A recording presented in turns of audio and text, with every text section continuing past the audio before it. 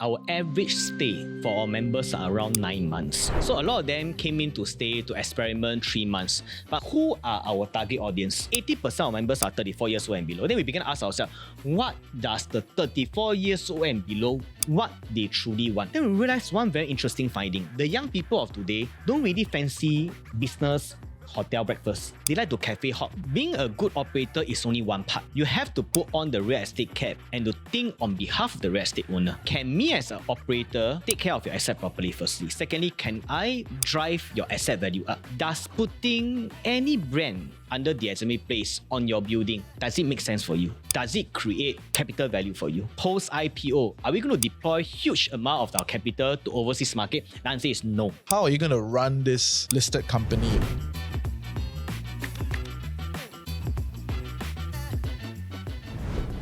Welcome back to Chills with TFC. I'm your host, Reggie, aka your Chief Financial Coconut. It's the new year. This is our first recording, and this is a new series that we're going to coin the IPO Circle. Yeah, so of course, I'm joined with my forever wannabe favorite co-host, Anthony, here to ask some great investment questions, right? Yes. That's the aim. Try to be smart. Of course. You are smart. You don't need to worry. And there's a lot of people in the comment section always asking for you. When is Anthony coming back? Okay, Anthony is back. Okay, Yes. Hopefully this series rolls and he'll be a perpetual. I'll keep coming back. Yes, keep coming back. Okay, great. So like, share, subscribe. And I'm joined with... Your permanent favorite female co-host.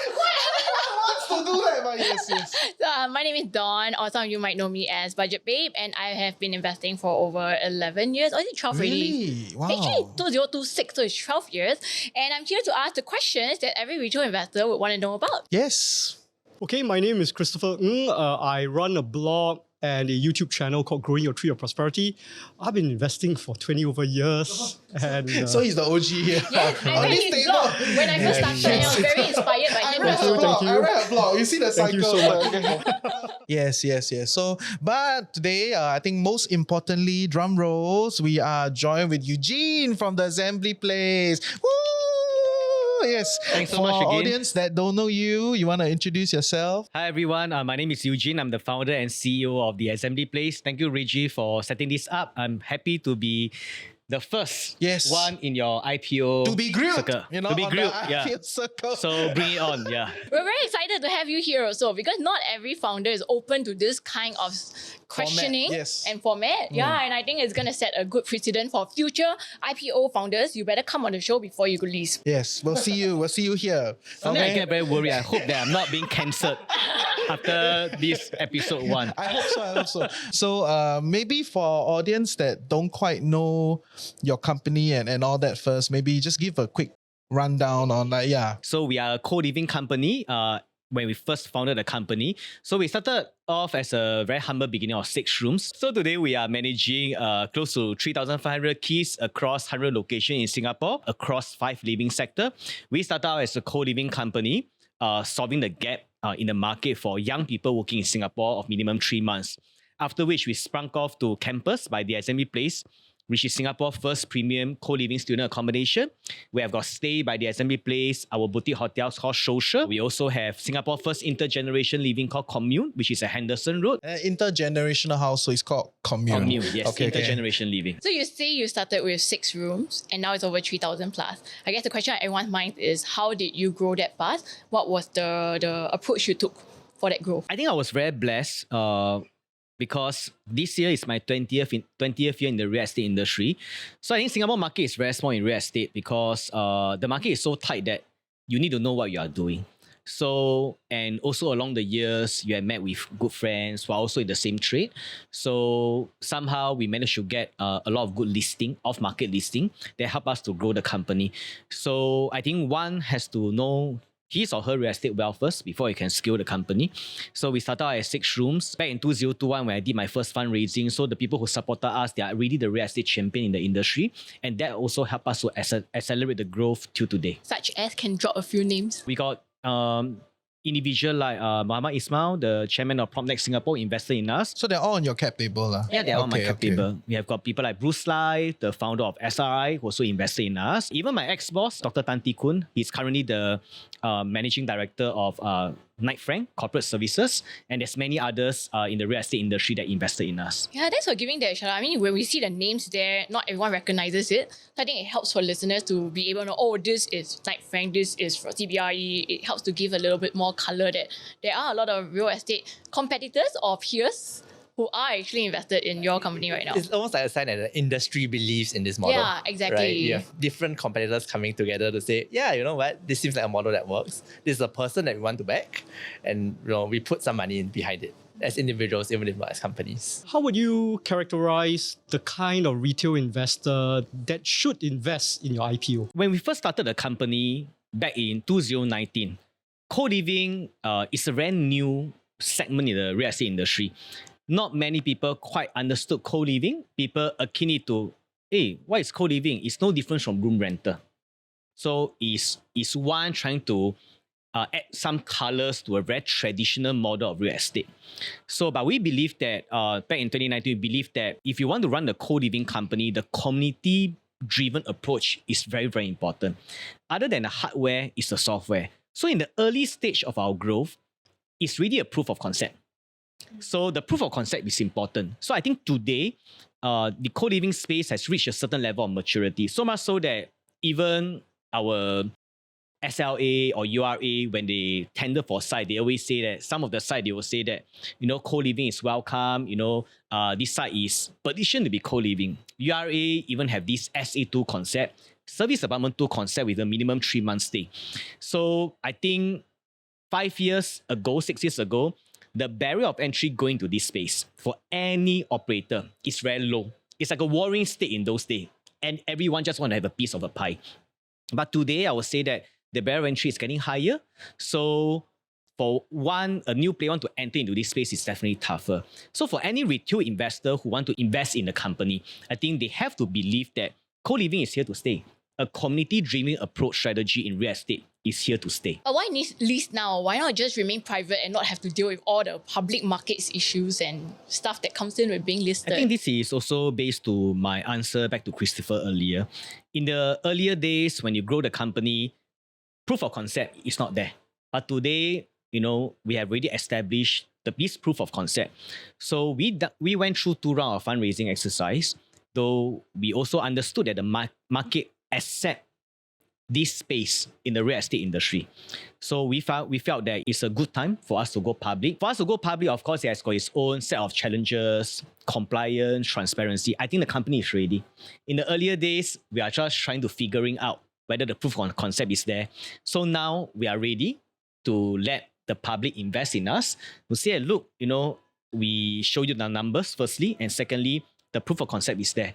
So, and for us to go public, it also means that we can tap to a wider pool of capital markets. And it's a next step in the next growth stage of the company. But I mean, some of the best companies in the world, like Lego, for example, they remain private. And a lot of companies, when they go public, is to raise that capital to go and fund new growth or new acquisition. But as you shared earlier on, you haven't had problems raising this capital. So what is exactly the push that is making you guys go public at this stage? When I did my wider investor roadshow recently, I also did an update to my existing investor. So even my existing investor asked me, Eugene, you know that we have been backing you up since 2021. We did our first fundraising. Why decided to go public now? So I remember I made this speech towards the end of the presentation. I told all my investor, my seed round investor, imagine 4 of you invested in me in 2021. I told them this. I say that back in 2021, you give me the seed money when we are so small. You give me that freedom to use your capital to build the business. I think now it's only right that you have the liquid event. So I think a part of the reason is that. And the second part of the reason is ready. If to go public, it also means that you can have access, to a bigger capital market pool. Because in life, there's only so much your friends can support you. That's true. Okay, so you all go listed and you've been raising from your friends. You said you give them an option to give them back the liquidity. But it also sounds like your core holders are not cashing out during this IPO. Some do cash out. I mean, if you look at the prospectus, we got the block of vendor share. So of course, I mean, sometimes friends come to me and say, hey, Eugene, we'll support you all the way. And some of them, 2021 to date, now it's 2026. Some of them, they may need to unlock the money they put in with me to probably it's back to the family, probably to invest in real estate. So we do have a chunk whereby they say that, okay, I think it's time for us to exit, firstly. And some of them will say that, okay, I take back my base. The rest I put down there to continue to support you. Yeah. All right, building on to your idea that your ideal retail investor is someone who believes in this concept of community-driven stays, right? Can you then characterize how stable and how recurring the cash flows are from these pool of investments? Let's look at some data. TAP, the assembly place itself, we got close to 3,500 keys. Almost 80% of my members are 34 years old and below. And these are important numbers because it shows that the younger people are staying in my asset. And close to 95% of them are actually foreigners. And we begin to understand this group of young people is very different from 20 years ago. The 20 years ago, young foreigners who come to Singapore to work is ready for survival because they couldn't find job back in their own country. But today, the young people who come and work in Singapore, most of them, actually, in fact, all of them got one similarity. All got smartphone, all got IG, all got TikTok, all are plugged in through social media, and most importantly, they are more educated. So we got this steady inflow of young people coming to Singapore to work. In fact, if you look at the MOM data, close to 400,000 of them are 34 years old and younger. And these 400,000 of them, I already exclude your domestic helper as well as construction worker. So this 400,000 includes your WP, EP, S-Pass, and student. And student account for 90,000 of them. If someone were to invest in TAP, they have to believe that TAP, the business structure catered to this group of young people. Example today, someone who is in their 28 years old, working in Singapore, first time working in Singapore, they may not have EP or they have an S-Pass. Their salary probably $6,000 to $7,000 a month. Probably in finance sector. At 6 to 7,000, a lot of them do not have that financial capacity to pay for a studio apartment rental of $3,000 to $3,500 per month. Then where do they stay? Today, young people is very different from 20 years ago. A lot of them do not want to rent the public housing. I mean, more than just facility, they do not want to stay with the landlord. They want to have the freedom of choice. They want to feel empowered. They don't want to be dictated as in, hey, I'm staying with this room. Please do not dictate that I can only use the kitchen once a week. I can only use the washer and dryer once a week. Because these are real issues that our foreign friends are facing in Singapore. I believe that most of you got foreigner friends who are working in Singapore, rent the public housing, stay with the landlord. A lot of them got a lot of horror story. By 7 a.m., you got to shut off your aircon. There's whole Reddit threads around this. Yeah, so a lot. That's why we believe that, in fact, not only me, if you look at the rest of my friendly competitor, everyone share a very healthy occupancy. Because today, my cheapest room without attached bath is around 1,250 per month. And today, more than just an asset, they are also plugged into our community. Young people these days, they like to meet new people. More than just working in Singapore, they want to be plugged within a community. That's the reason why, the incoming trend like High Rocks, Ice Bath Club, they are so popular. Everybody wants to be within a community. So I think those who invest in us need to believe that the community-driven strategy is here to stay because of the young people. So this community thing, right, is like the mantra for the past decade, right? Every other brand say they want to build community, okay? So it's a bit fluffy, So I'm trying to understand this bit, because I've also talked to a lot of other REIT managers, as to why they spend so much effort in like buying over student accommodation as compared to like elder living, right? So they tell me that actually for a lot of the students, right, they don't care about branding, all these things as much, like community, all this is marginal, right? So that's what some of these REIT managers say. I take their word for it, where like, okay, why a lot of them are investing a lot in student accommodation? Because it's a marginal upside relative to the cost spent on brand building or community building. You cannot substantiate that cost as an operator,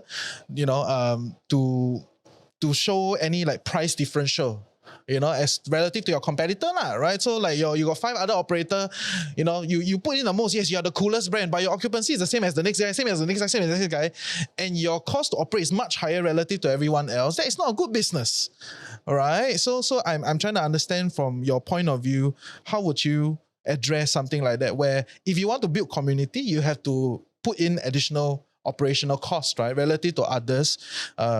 Maybe you can share with us, like, from running the rooms and the whole bit, right?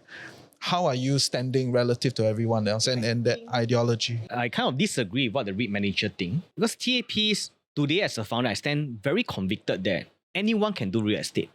Anyone with deep pockets can do the sexiest hardware, but software, the hardware is priceless. If you look at the student itself, and I will say this with full conviction because we run campus by the Assembly Place, we got more than 400 students staying in Teluk Kurau across close to 20 different nationalities with schools as well. We are very deep-rooted in what the university wants, so much so that most of the university in Singapore, they have this department called the Student Life Department. Why do they have this Student Life Department? Because the schools are very, very clear. Our birth rate are dropping drastically and you will continue to drop over the next decade. But you have got more schools, more programs. So as an education provider, how can you stay relevant to attract students wanting to study in your university? I think being relevant, being forward-thinking is very, very important. Example, we got a lot of Chinese coming to Singapore doing their postgraduate program. We got so many programs for them to choose. So the question is, why this university and why that university? And a lot of time, the parents will leave it to their children to make the selection. That's why I feel that the community-driven approach is very important. It's the same. For us, we run every 2 weeks, we run community event with our students. And it's very well to see a lot of them come and participate. More than just staying in the place, they get to meet new people, like-minded people. Because a lot of them, when they come to Singapore, their parents are not with them. And sometimes loneliness set in, you also feel very insecure, you feel very weary. So as operator, I provide the hardware. That means you don't have to bring in you don't have to go and do your own Wi-Fi, utility, I settle for you. But I think that is not enough. I have to make sure that day to day, the software part, you sit into the society comfortably. I guess the question here is, how do all of these additional efforts and expense lead to higher margins or higher cash flows or basically higher revenue compared to everyone else who is doing the opposite? Okay, so it's not expensive. You do not need to set up a whole operational team to run community event. In fact, the Assembly Place, I only got one partnership manager. She runs through all the program. But how is she able to do so much thing with her alone? That's technology. Technology is important. So we got a very robust CRM system. There's no need for her to send a mass WhatsApp SMS. We do not need to have a customer service team to call one by one to do RSVP, because all my members need to download this social app, which is coded by us. So all our announcement is via the social app. So everything is done seamlessly. So we embrace technology. And these are not expensive technology that we adopt.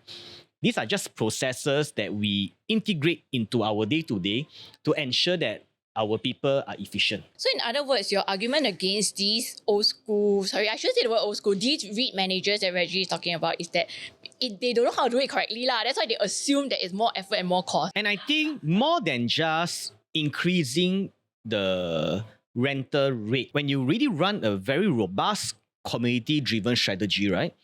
I think one of the most important things, other than increasing the rate, is to create that stickiness.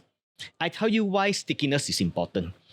Today, the Assembly Place, we pride ourselves as we want our members to graduate space to space with us. Why do I say so? Example, today, come here, study 3 years undergraduate program. Never work. He's a full-time student. He can stay in campus. He pay me $880. He get to meet people from different diverse culture, people from all nationality, people from all country and different university. 3 years on, he graduate. So he want to work in Singapore. If he's lucky enough, he found a job, maybe he's in the finance sector, his first paycheck is $5,000. Then I'll tell him, hey, Anthony, come and stay at the Assembly Place. Room without attached bath, my tab-like concept. He said I only earn $5,000. No worries. My cheapest room, 1250 per month. Room without attached bathroom. But same quality, same standard. You're still plugged within the same community. 3 years on, he worked hard, he got promoted. He job hop. He got his EP. His salary increased to $7,000. You can stay in a room with attached bath at 2002. 2 years later, he may meet the love of his life. So that's when two things will happen. For Anthony, he will say that, look, I've studied in Singapore for 3 years, I worked in Singapore for 5 years, 8 years. Two options for me. Either I go back to my own country, or I became a PR, become a Singapore citizen. Maybe he meet the love of his life, he go and become a Singapore citizen and bid for his first BTO or first public housing. Or he say that, okay, my time in Singapore is up, I'm going back to where I come from. But if he go back to where he come from, he will still come back to Singapore to visit us. You can stay in my hotel. I will still give you the same preferential rate because you are once. So in TAP got this saying, once my member, always my member. Yeah. So, and today, if he chooses to become a Singapore citizen, he buys his first housing, public housing in Singapore, we at least journey with him in all the different stages of life till that two options happen and to create that stickiness. So that is the ideal customer journey, right? That's kind of what's in your head, right? And then probably what you are executing on. Can I know what is the numbers on like the people that actually journey like that, you know? So like, is it 20% of the audience pool that join in at campus go through such a journey, or at least we do have? In fact, our campus itself, we have run it for probably coming to 2 years. So of course, some of the students undergrad there, they join us till year 1, so they are still staying there. Some join us in year 2, year 3. A huge chunk of them actually went back to their own country, or some of them further their studies doing their PG in US. But those who stay on in Singapore and find a job, actually a huge portion of them upgraded to my co-living space. So essentially what you're saying is that as long as they continue to stay in Singapore, they do continue that journey with you instead of going elsewhere. Correct. Because to me, that stickiness is important. Whether they stay in where, they still plug onto the same technology. And we even got one of them, they never started as students. They started in my co-living space, a couple. So a row of shop houses, boy and girl, Malaysian. They do not know each other. They meet each other, we got photo one. They meet each other, then they fall in love. And they got married and they got kids. And now they still come back to the same shop houses and to sometimes Chinese New Year, Christmas, and take part in the community event to visit their fellow housemates. So let's say 100% of the people join, well, whether at campus or whether at the co-living light, tap light or whichever, right? What is the kind of percentage of people we can expect as investors, right, to move on or upgrade to the next property level? So for campus itself, right, if they choose to continue to stay in Singapore, I would say that around 60% of them, eventually they will shift to our space, to upgrade to our space. Yeah. For your co-living spaces, how many of them renew? Right? Or is it that an expat comes in, they stay for the first 6 months, 1 year, and then they say, hey, you know what? I know Singapore now, right? And then they move out to find their own private property or to rent an HDB flat. Some sort of a customer lifetime value measurement. Our average stay for our members are around 9 months. So a lot of them came in to stay, to experiment 3 months. But a lot of all these expats who come and stay with us, a lot of them are on project basis, to be honest. That means they stay here for probably 3 months. After that, they will be deployed by their company back to Shanghai to do an project for 3 months, or go to Middle East for 3 months, then they come back to Singapore again. So if they come back to Singapore, then TAP will be their choice. Yeah. Now, let's stick with the concept that some of your customers, on average, they stay for 9 months, right? I think the big elephant in the room in your prospectus is the concept of long-term direct leases that you have under you. And based on my understanding, there are fair value losses arising from these long-term direct leases. Can you give us some color on it and some consistency on these direct value losses?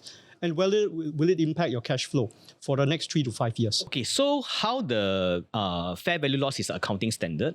So what happened is that today, once we took on a lease, right, we have to straight away took on the hit of the 5 years lease, and after that, The depreciation. I have to depreciate along the way. In such a case, right, the depreciation does not have a cash impact in your books, and yet there is no dividends policy for the people who participate in the IPO. Let's go back to dividend first. I think that's the easier question. For us, when I did a wider roadshow, I tell everyone, as a matter of fact, we are now on catalyst. Yeah, this is not a dividend play, at least for the first 2 years. Reason why? I just want to be very open. In fact, my existing investor, I also told them that, look, journey with us for the next 2 years. Because our vision is very clear that we want to hit at 10,000 keys as fast as possible. So every profit that we make, we want to continue to grow the business. So we are very, very certain that we want to grow that 10,000 keys. Because we are also very clear that once we hit that 10,000 key, because operation-wise, we are backed by a very strong CRM system. So we don't foresee that increasing that 10 from 3,500 key to 10,000, I don't have to increase my manpower by times 2 or times 3. So we are very clear that, in fact, once we hit that 8,000 key, we should see that hockey stick in terms of profitability. More business-related question I had was going back to our different lines, right? Is there any particular line where you see it as higher margin for you, and therefore that's the part you go? Customer journey is great, it's important, but at the end of the day, where is your focus? Back to our different business line across 5 living sector. I believe these are some of the questions that investor will start asking us.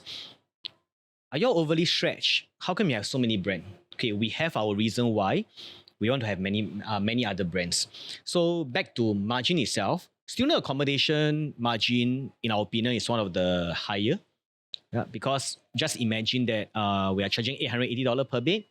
We got 6 packs in the room. 880 times 6 is probably around $4,000, $5,000. Yeah. So, and the operational cost, the utility, everything is more or less the same. There's not much of a marginal increase. You've got 1% stay down there or 5% because you also only got 1 aircon unit. If you know what I'm trying to say. Yeah. So the other part, of course, co-living being our core, it will continue to stay.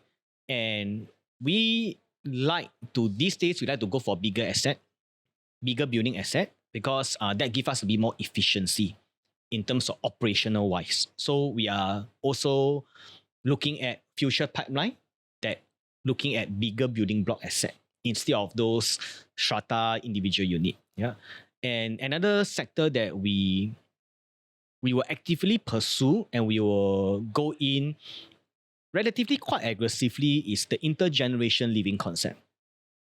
Where level 1, like commute at Henderson, level 1 is for our senior, level 2, 3, and 4 is for our international students. Campus is nothing different from the usual student accommodation, but we put off a different spin, a very community-driven approach. The intergeneration living one, to us, we look at the data, we know that by 2030, every 4 adults, there will be 1 senior. And this is something that I think government is trying to solve, society at large is trying to solve, supportive. So I think this is something that we want to do a bit more. We have our first one. I think the proof of concept is there. We believe that this is something that we want to do even more post-IPO. And of course, we got boutique hotels. So to us, when we look at boutique hotels, then we tell ourselves to put on the real estate cap. We say that, look, as a real estate owner, can I drive my NOI to 60%? So that's when we decided to take on one asset, which we decided to pilot it. Same thing as a proof of concept. That's when there's a lot of talk about digitalization, this and so we launched our first social by the Assembly Place in Outram Road. 26 key hotel. Then we asked ourselves very, very tough question, because we are running a business. We are not here to play and just try to see, in life, we are also very clear one. As a business, as a founder, right? Dreams and vision, you can have the wildest dream, but execution is the key, is still the key. We look at our numbers and we say that, what is our surrounding comparative analysis? In front of me, I got Holiday Inn. Behind me, I got Link Hotel. Beside me, I got Wang Hotel, which is by Ascott. Then we study the ADR for all these hotels. Average $180 per night, inclusive for breakfast. Then we ask ourselves a very tough question. Can I also charge $180 per night, but I don't serve breakfast because I can't serve breakfast? Then we go back to our data. Who are our target audience? Remember I said earlier, 80% of members are 34 years old and below. Then we begin to ask ourselves, what does the 34 years old and below, what they truly want? Then we do some findings, talk to our members, because we got members, we start talking to them. Then we realized one very interesting finding. The young people of today don't really fancy business hotel breakfast. They like to cafe hop. Then we straight away say, okay, my asset at Orchard Road, behind me is Tiong Bahru. Then we start promoting the hotel in terms of say that, hey, we are just behind Tiong Bahru Bakery, plain vanilla, Micro Bakery. We can go Tiong Bahru Market, everything. So we sell the lifestyle within the hotel. So we purposely position our hotel on the top floor. We position ourselves top floor to be a business lounge. Why I do that? Because when I was much younger, I look at all the hotel. That time don't have a lot of money. I think we all been through that phase. You stay in a 4-star hotel or 5-star hotel. They'll tell you this room is $180. If you want to go access to business the lounge, you top up another $60. But will we do that? In the past, we won't because we don't have the financial capability. So we tell ourselves that we give a bit of lifestyle to the young people. So we convert the top floor, instead of putting up a lot of rooms, we convert the top floor to be a 24/7 business lounge and a gym. And today we're happy to say that I'm charging $180 also, but I don't serve breakfast. And my NOI, back to the asset only, is 60%. So then you want to go from 3,500 rooms at this point in time to 10,000 rooms, right? That is your goal.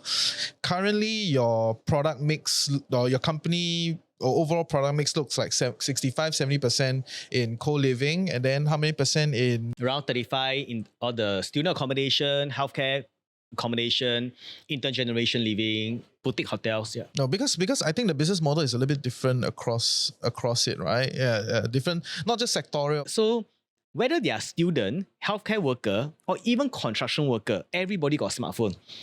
So today, the healthcare worker, they come and stay with us. We not only manage the real estate, we also run community event for them. So it's the same event that my other members are doing also. I'm not discounting that, right? But I'm just trying to break down the business model for our listeners, right? One is really a B2B contractual arrangement, right? You go into a contract, you are a service provider, because you have A, B, C, D, E, F, G capabilities, I will give you the contract, you make X margin on it, right? So that's the business model out. And then you have another bunch, which is like mid-short stay. They are, this is your co-living, you sign long leases, and then you cut down the lease to smaller, essentially smaller leases to all these guys. You make the margin in the middle, right? And then you have the third model where you essentially take down the whole building, and then you will decide a concept for it, whether is it student accommodation or whether is it a hotel living, right? So to me, I need to see that difference because the BUs are run differently, the mechanics are very different, right? So to evaluate from a fundamental, I need to see that right? So just to round that part of the story, growing to 10,000 rooms and taking the business to the next level, right? What would be the breakdown like from your co-living, your student accom, and your this kind of B2B contracts? Do you have some sort of a thought process, right? Where you're going to invest more, how you're going to grow, which one priority? I guess maybe like to add some color to that, it would be more of a question of, do you envision the growth? Because you're targeting triple growth. Do you envision the breakdown of your business segments? This is the pie chart that it looks like right now. Do you think that is going to look similar at the 10,000 rooms range, or will the percentage of some stuff change? I do not have the exact number, to be in all honesty. So if you look at my prospectus, we do have some pipeline. So we go in accordance to URA regulation. We got residential, which is called my co-living, right? Hotel, I call social. My student accommodation, I call it campus. Intergeneration living, commute. Of course, you got the MOH one, everything. In order for us to hit the 10,000 keys, I'm not so fixated as a company, I need to maintain 50% student accommodation, 30% hotel. No, I don't think that's how we work. I think for the company, we need to continue to stay very relevant and forward-thinking and innovate. Running different brands, I tell you, all of you are content creator. Today, if you try to sprunk off another brand out of your brand, it's a very painful thing because incubate, you innovate, you need time to set in marketing, everything. But for us, is it tiring? It's a very, very tiring process. Today, if you look at all my friendly competitors, TAP is the only one has got multiple brands. Because today, we are not so egoistic as in, all my branding need to be under the assembly place. I like the concept of Banyan Tree. I think they have done exceptionally well because they got different brands. To me, whatever concept that we come, first of all, it needs to pay homage to the real estate itself. I think that is important, the usage. And it has to be relevant. As a company, we need to stay relevant. I think back to the first question yeah, we are not paying dividend for the next 2 years. We don't have a dividend policy. And to me, I say it without thinking of I lead, because I say we are a growing company. We want to hit our 10,000 keys. So we are very, very clear in terms of our mission and our vision. But how to hit that 10,000 keys, we are also very clear. As long as we stay relevant for the 34 years old and younger, I think we'll be okay. I want to add on to that 10,000 again and the how, right? So do you envision that you will get to that growth largely through acquisitions or JVs? For us, the assembly place will continue to take the asset-light approach. So are we participating in real estate? Yes, we will. But for us, our internal discipline, financial discipline is that over the past few years, actually we did invest in some of the real estate. So for us, we still want to remain asset-light. That means we do not want to take a majority stake in the real estate. But just so I'm clear, in this listed company, does it carry equity stake in some of? Yes. Yeah, so everything is all under the... Yeah, so it's in the one entity. Yeah, it's all in one entity. We never separate it out. So back to growth. If you look at my prospectus, we got close to 3,500 key live and running. All these projects, some need to tear down to redevelop. We got 400 RV, we got Trust Street, we got 101 Lavender. So around 600 over key. So plus 600 over key, so that will give us around 4,000. Around 4,001. So do we have more pipeline in the near future? Yes, I can't divulge too much, but some are management contract, some are tender as well. So these are some of the pipeline. As a founder, I think I'm quite conservative. We are relatively quite confident to hit our target. Going to your expansion plan and something in your prospectus as well, a lot of the pipeline seems to be personally driven by you in a sense. So can you give us a bit of an inkling about how does that work, right? In terms of one, well, process, and two, maybe the compliance part of me speaking, kind of related party deals and, avoiding conflicts. Yeah, no, and I think just to add on, right, essentially it's about supply, right? Like, because it doesn't sound like you have problem with demand, side of the thing, or at least broadly the industry doesn't really suffer from demand problems at this point in time. But the growth is fundamentally driven on the supply side, right? So, I mean, founder to founder, I will not pivot into another category if this category is still flying, like it's so easy to acquire new property in this X category, right? I will not think like, oh no, I need to start another brand or start another thing, right? So I kind of understand why you have to move around on different things, because not all property is the same you're working through. But then that drives a concern of like, is it is it getting tougher and tougher to reckon these like supply and build up your keys essentially? Singapore is a very, very interesting market. When we first started out, it's very hard to get lease from third party. So we are always very grateful to our existing investor who actually sit in their real estate for us to manage. I think that helped us along the way. But what was interestingly is that as the assembly place, we are up everywhere. So we see more calls from people calling us and say, can you help us to manage our asset? Can you help us to manage? In fact, on the every week basis, we receive around 20 over emails, even via our website, even our IG, and say that, hey, we got this asset, can you help us to manage? And not all asset we say yes. I think fundamentally it has to make sense commercially wise. So we believe that once TAP go public, I think that gives the market even more confidence, and we are able to secure more third-party lease as well. In fact, some of the pipeline that we are working on and some of the pipeline that I can't diverge too much that we are working is actually really third-party lease, and some are also via through SLA tender as well, government tender as well. So what you're telling me is supply is not a problem. I will not say supply is not a problem. I think as an operator, two things. Being a good operator is only one part. You have to put on the real estate cap and to think on behalf of the real estate owner. Can me as an operator take care of your asset properly firstly? Secondly, can I drive your asset value up? Does putting the brand, any brand under the assembly place on your building, does it make sense for you? Does it create capital value for you? So some high net worth individual and some family officers, every one of them has got different mindset. Some of them, asset has been passed down to them from the grandparents. Some of them are not in the real estate industry. They do not know much about real estate, but they are asset proud because it's about legacy. They want good operator to manage their asset properly. They feel proud that the brand the assembly place is on their building. They know that I don't know real estate is okay, but at least as a third generation, I'm accountable to my ancestor to find a good operator to make sure that this asset is run properly. I mean, we do have asset that historically is run very badly. They partition into many rooms, do it in a very illegal manner. So it's passed down from generation to generation. They pass on to us. We turn around the asset.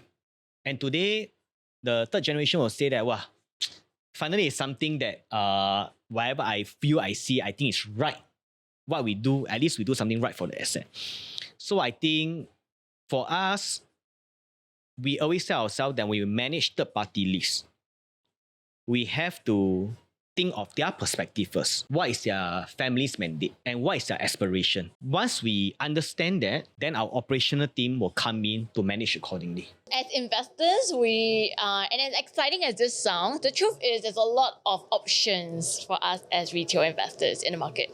TAP is the second co-living operator to be listed on the SGX. And your predecessor, Collywood, had a muted performance since their IPO. So how do you hope to ensure, or how do you intend to ensure that yours turns out differently for shareholders? I think first of all, one cannot control the share price. I think we have to accept that. Second thing is, I don't really compare myself, with my friendly competitor.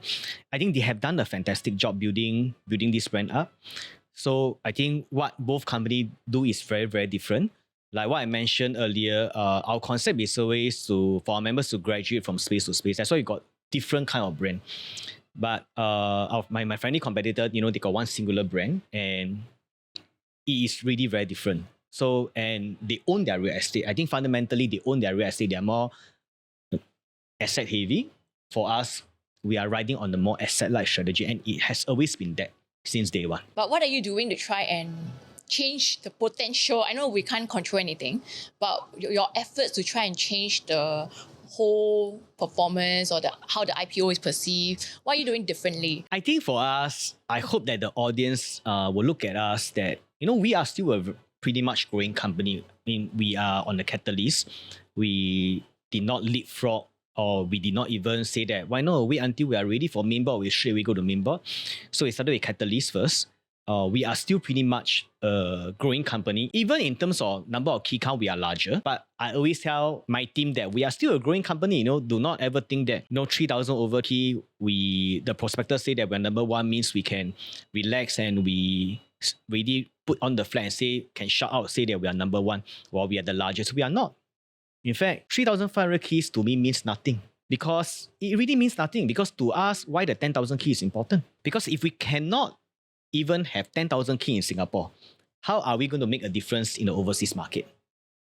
So to us, that's why I say that we are still a growing company. And when I want investors to look at us, or whoever will invest in us, hold our hand and journey with us over the next 2 years. As much as I say that my members are my community, in fact, my investors are also a big part of my community. Understanding, growing with us. So my vision is that as we launch brand number 8, brand number 9, our investor will also feel excited that, hey, the SME place, we always innovate, but always very forward thinking. I think innovation as a startup, as a growing company, being innovative, being relevant, being forward thinking, these 3 things is very, very critical for us.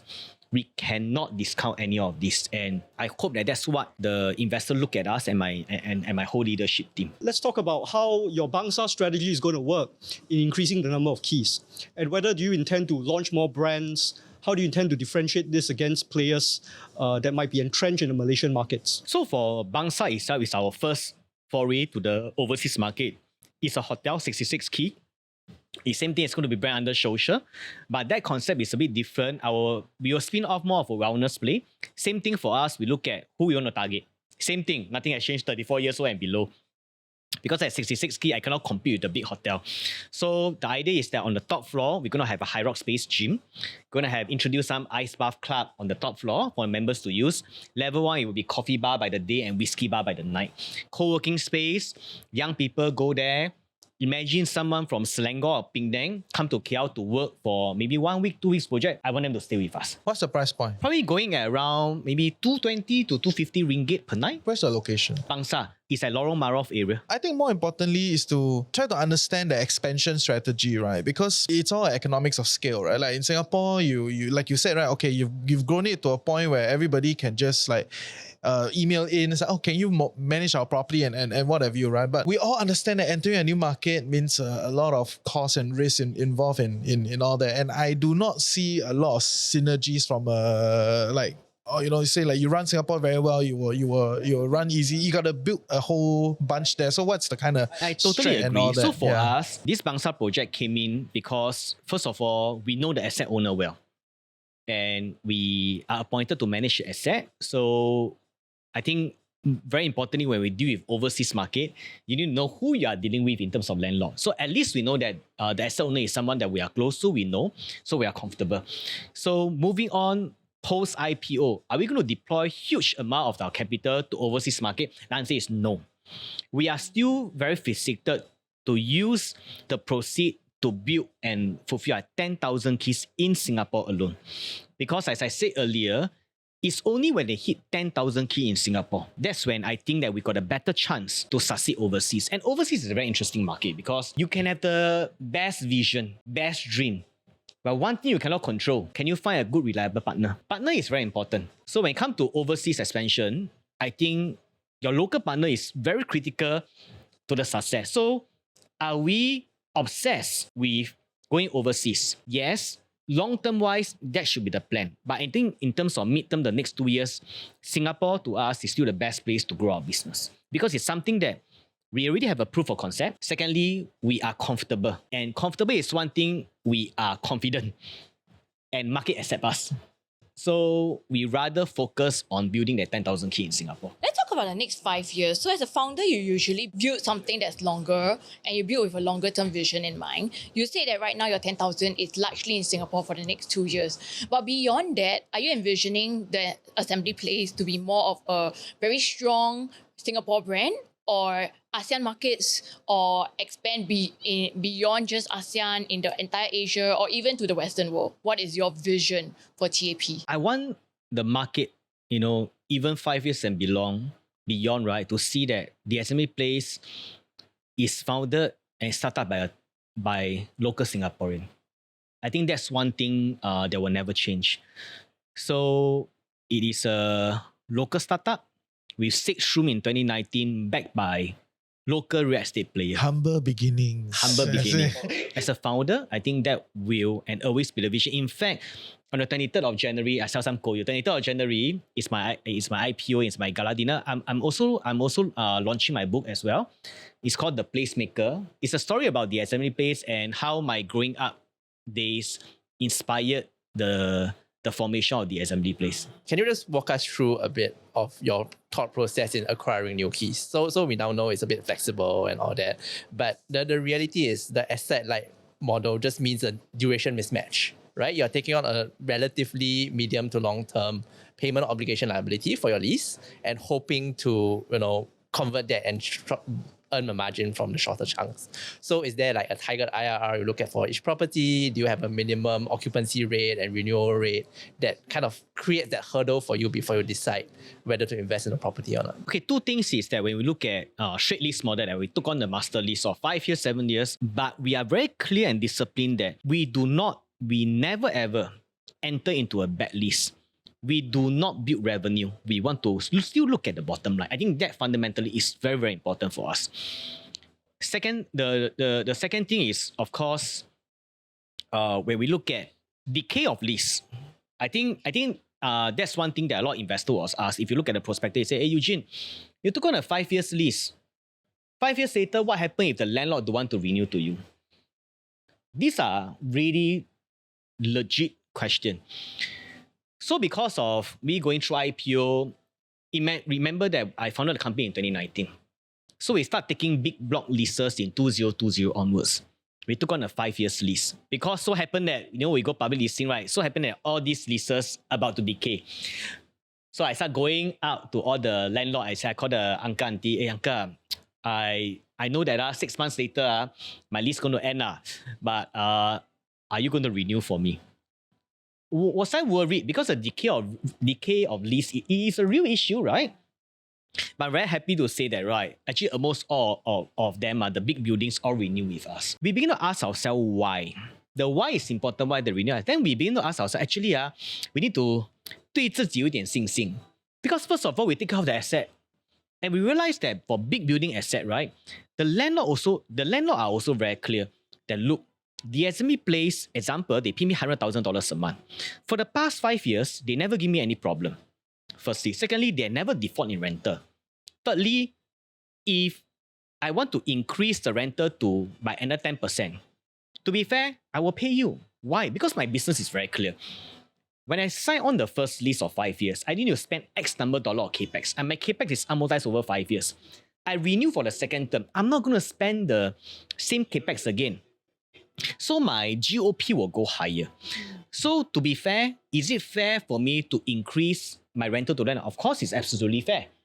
Because there's this thing called inflation, right? We have to be fair to the landlord. And the landlord will, I believe that if you take care of, not all, but most of the landlord in Singapore, after interacting with them, if you take care of the asset well, right, they will not be unreasonable. Because to them, it's very clear. Say that, wow, I cannot push them to a point they don't make money. Let's say some party B and go to them and say, I'm going to pay 5% or 10% more than TAP. So what is going to happen? The new operator will come and say that, look, this is not my brand standard. This is TAP brand standard. You need to give me 3 months rent-free for a 5 years lease, which is normal. Then the landlord start working back. Actually, I give all the rent-free. Actually, it's still the same. Then I have to rebuild the relationship with this tenant.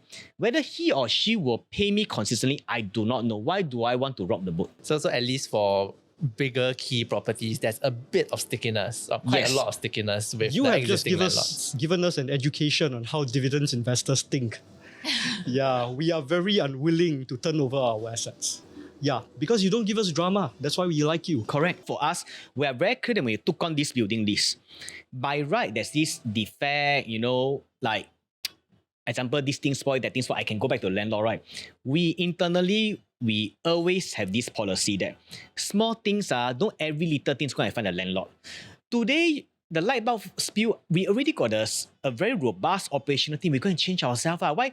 Every nitty-gritty, I start going to the landlord. The landlord will remember, they say that, actually, sometimes the landlord will think that, hey, Eugene, these 5 years, you never call me for any maintenance issue.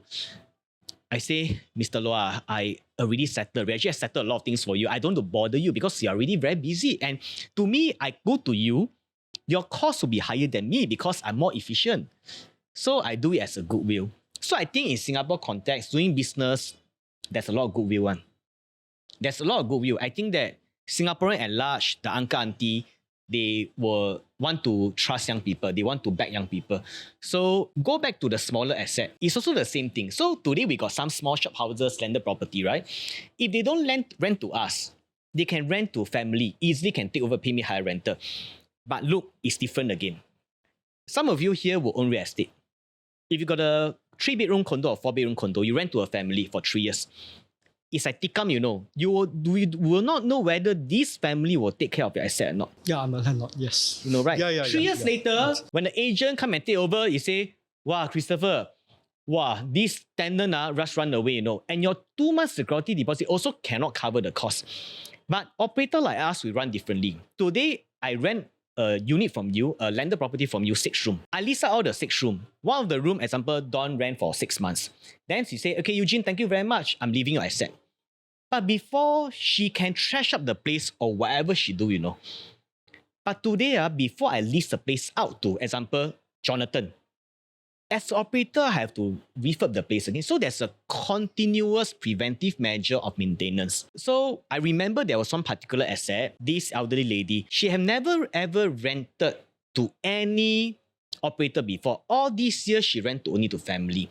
I remember during the first 6 months, every other month, she will call us, say, can I do a spot check? 6 months later, she stopped doing that. 3 years later passed, she called us 6 months later, hey, are you going to renew the rental? Because she realized that, hey, we took care of the asset properly.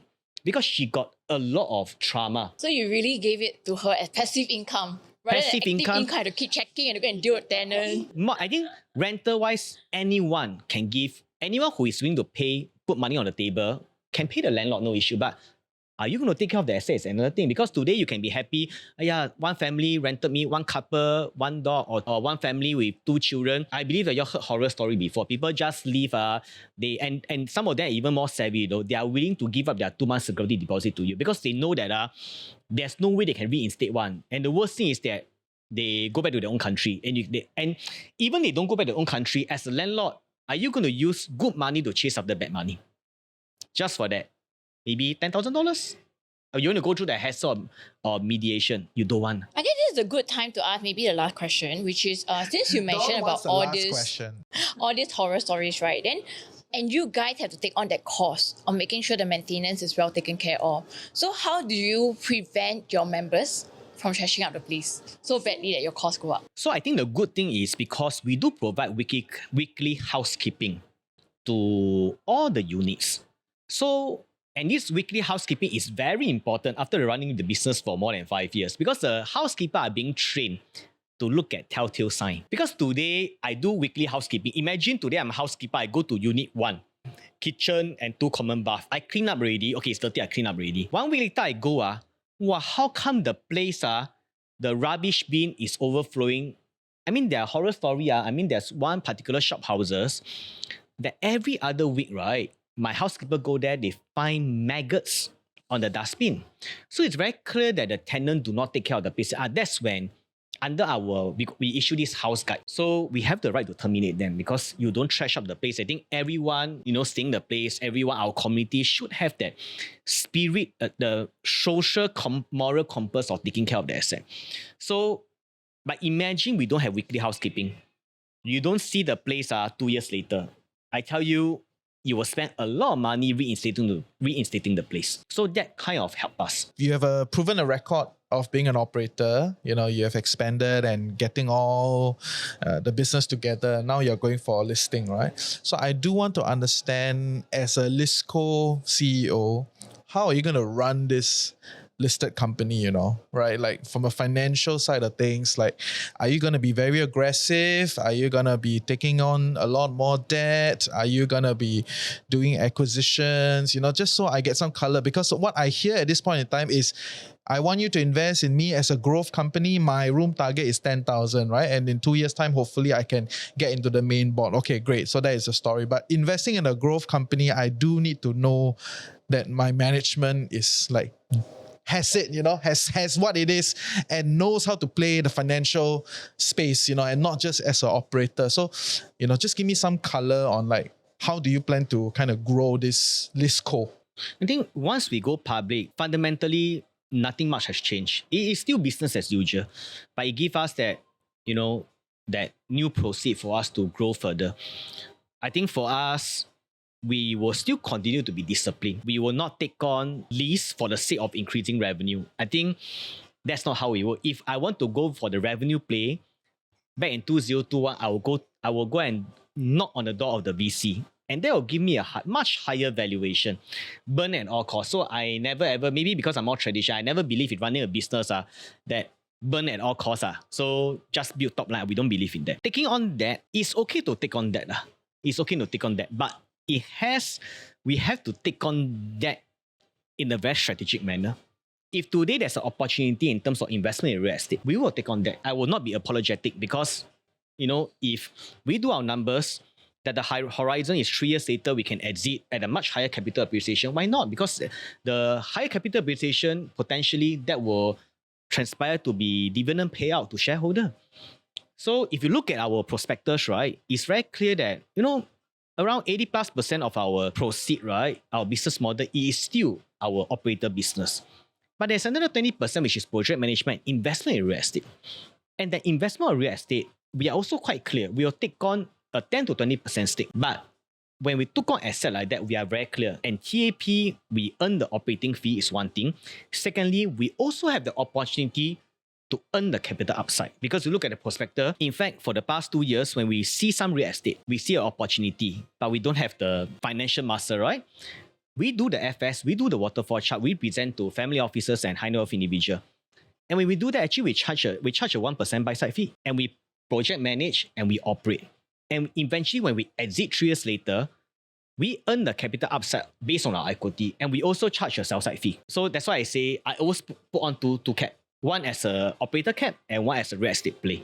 So for us, will we take on that? The answer is yes, but it has to be sensible. Okay, thank you. Thank you Thank you for so much being for so having us. gracious. You know, I think the next round must really put a buzzer button. I never expect everybody got so many questions, but amazing. That was fun. So yes, that is our new segment, the IPO Circle. So I think with that, that's all for today. Thank you. If you. you're an Appreciate IPO your founder time. looking to list next time, please do consider coming on the show Yeah. so you can share your story, your pitch, and get grilled by us in a very friendly manner. No, you're not friendly. And I love it.